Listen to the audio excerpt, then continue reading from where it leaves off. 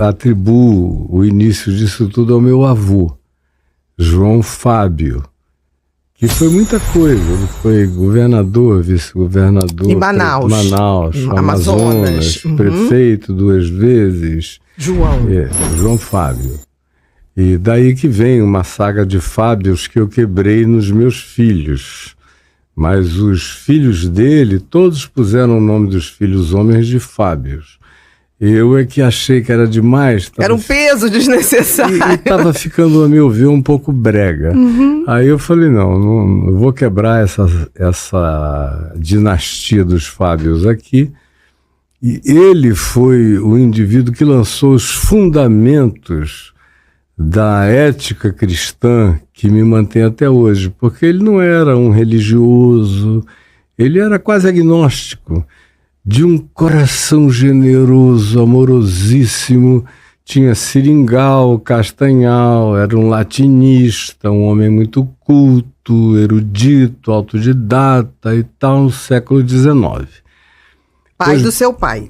Pai do meu pai. Aí, conclusão, ele, depois de ter feito uma carreira política em Manaus super bem sucedida, um homem íntegro em todos os aspectos, chegou à conclusão no tempo em que a política não era corrupta. No tempo que a política tinha os melhores. Tinha os melhores. Os melhores eram políticos, porque tinham mais para dar. Isso. Ele chegou à conclusão de que, conquanto os colegas dele fossem gente boa, mas o processo burocrático atrapalhava, travava, impedia tudo. Ele falou, não, eu quero é servir. Aí ele comprou um hospital inglês que havia lá em Manaus, enorme, botou a família num canto do hospital, era uma família grande, ele teve 13 filhos. Nossa! E botou a família num canto, era aquela coisa enorme o lugar, e no resto ele encheu de 120, 150 até 180 pessoas, no máximo, que ele tratava, ele cuidava pessoalmente até morrer.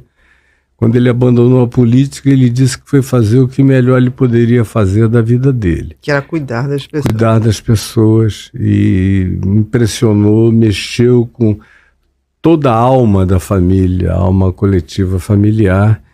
E meu pai, especialmente, ficou profundamente mexido pelo pai dele. Canal Motivamento. Inscreva-se, curta e compartilhe.